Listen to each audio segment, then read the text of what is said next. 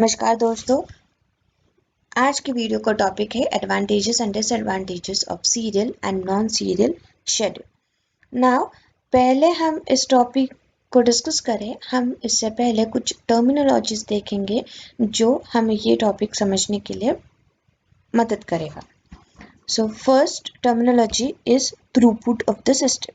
Now what a throughput of a system is, the number of transactions that can be executed in a given amount of time is called as a throughput. Okay, so actually होता क्या है, जो हमारे transactions होते हैं वो that consist of many activities, right? उसमें काफ़ी सारे टास्क होने वाले हैं। कौन सा भी ट्रांजैक्शन ले लो, उसमें ऑब्वियसली एक से ज़्यादा कुछ टास्क है ना।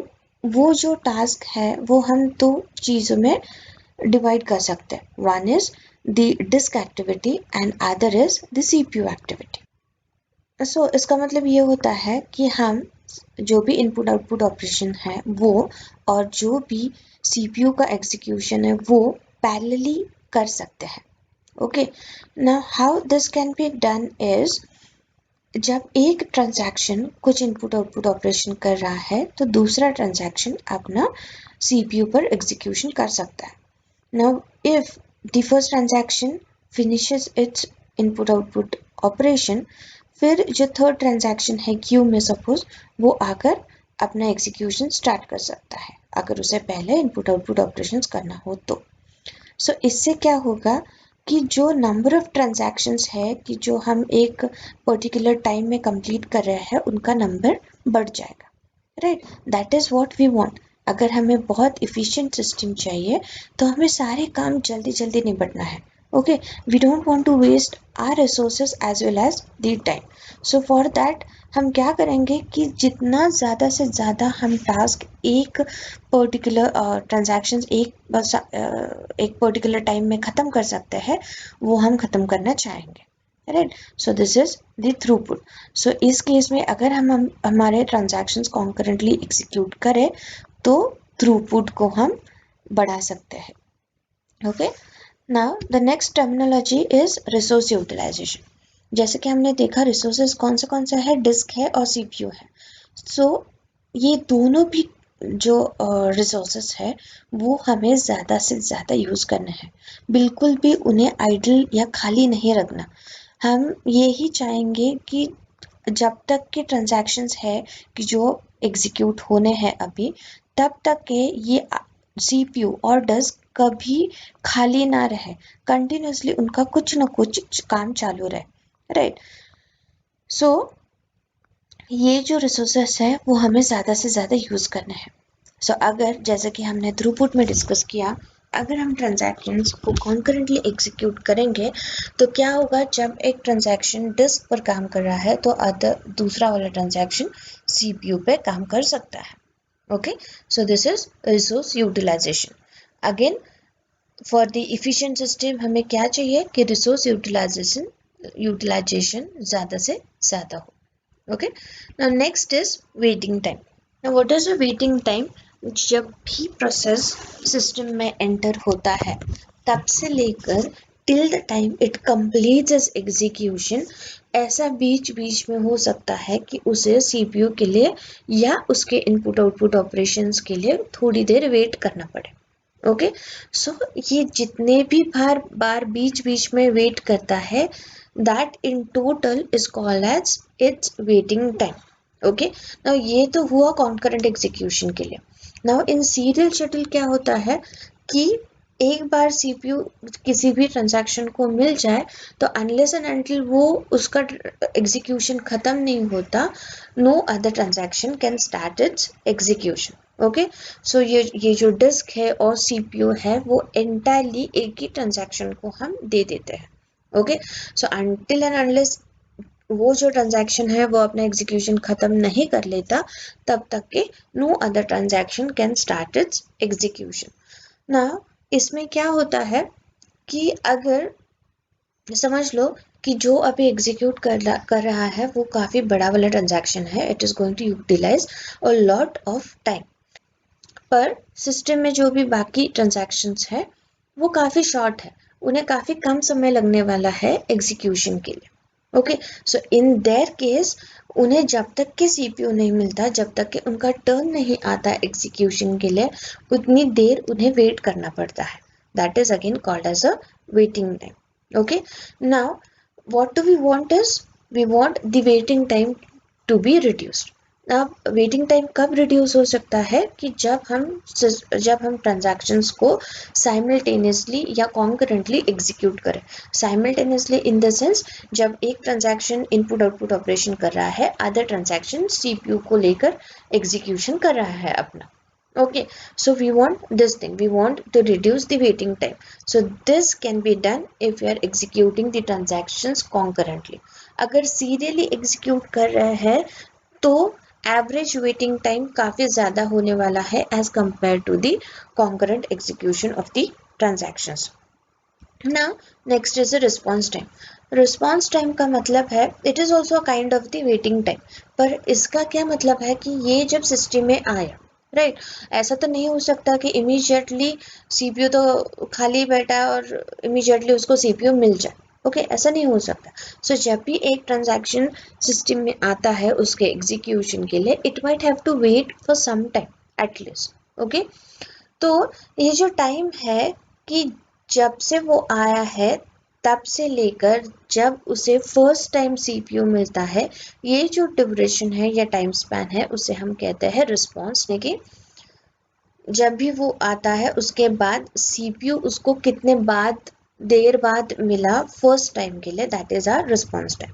सो अगर हम चाह रहे हैं कि रिस्पॉन्स टाइम कम हो तो अगेन क्या कर सकते हैं हम, we can run our transactions concurrently. That way will be reducing the response time. तो ये सारे टर्मिनोलॉजीज हमने देख लिए हैं. Now for all these terminologies, what do we want is we want the throughput to be increased. That is, we want larger number of the transactions that can be executed in given amount of. Next is resource utilization. हम चाहते हैं कि जो भी resources available है वो ज़्यादा से ज़्यादा हम यूटिलाइज करें, उनको खाली न रखकर कंटिन्यूसली बिजी रखें execution. Right. Next is waiting time. We want the waiting time to be as low as possible, or at least we want to reduce the waiting time. Next is response time. Response time भी हमें क्या करना है, हमें कम करना है या कम से कम हमें response time चाहिए. ओके, नाउ इसके बाद देखते हैं differences between the serial schedule and concurrent schedule. Along with that, we'll also be discussing the advantages and disadvantages. Okay, now the first one is throughput. For अभी जब हम serial execution देखते हैं तो उसमें क्या होता है, हमेशा थ्रूपुट कम होता है क्योंकि वहाँ पर एक ही प्रोसेस और एक ही transaction at a time execute होती है. In concurrent schedule execution throughput high हो सकता है या हाई होता है normal. Okay, so low throughput is the disadvantage of the serial execution, while the high throughput is the advantage of the concurrent execution. Next is resource utilization. Again, ये serial execution का drawback है या disadvantage है कि वो resource का utilisation अच्छी तरीके से नहीं करते, यानी the resource utilization is low as compare to the concurrent schedule. In concurrent execution कैसे होता है कि रिसोर्सेज ज़्यादा से ज़्यादा यूटिलाइज होते हैं because the transactions are getting executed concurrently. तो यहाँ पर रिसोर्स यूटिलाइजेशन हाई होता है. So low resource utilization is the disadvantage of serial schedule, whereas the high resource utilization is the advantage of concurrent schedule. Next is waiting time. In case of serial schedule, the waiting time is high, whereas in case of concurrent schedule, the waiting time is low.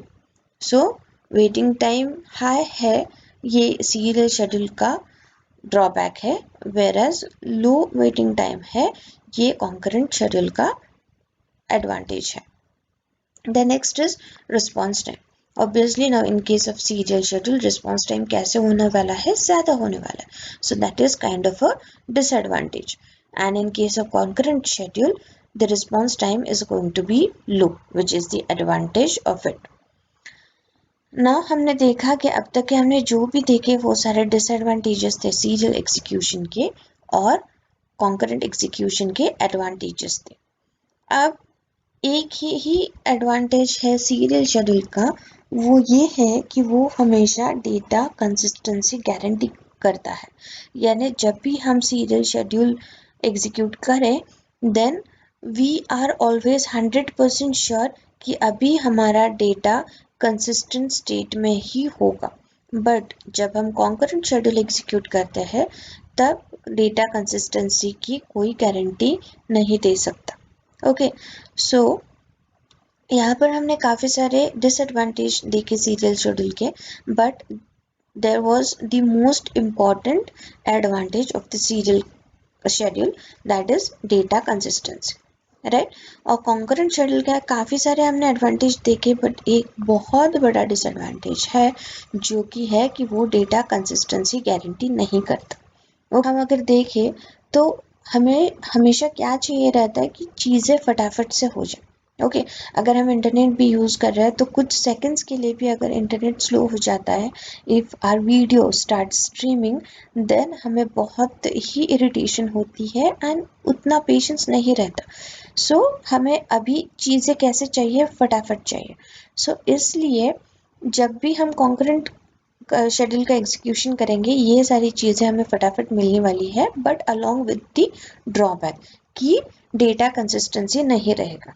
Okay, सो इसके लिए हमें थोड़ा extra work करना पड़ता है, database management system को थोड़ा extra work करना पड़ता है with the help of the concurrency control component, but we can manage that. वो कर सकते हैं हम, वो इतनी दिक्कत की बात नहीं है, right, as compare to the serial schedule, because उसमें एडवांटेज तो है डेटा कंसिस्टेंसी का, बट बाकी जो सारी चीज़ें हैं वो हम अनदेखा नहीं कर सकते। So obviously what we are going to prefer is we are going to prefer the concurrent schedule execution. It was all for the today's video. Thank you.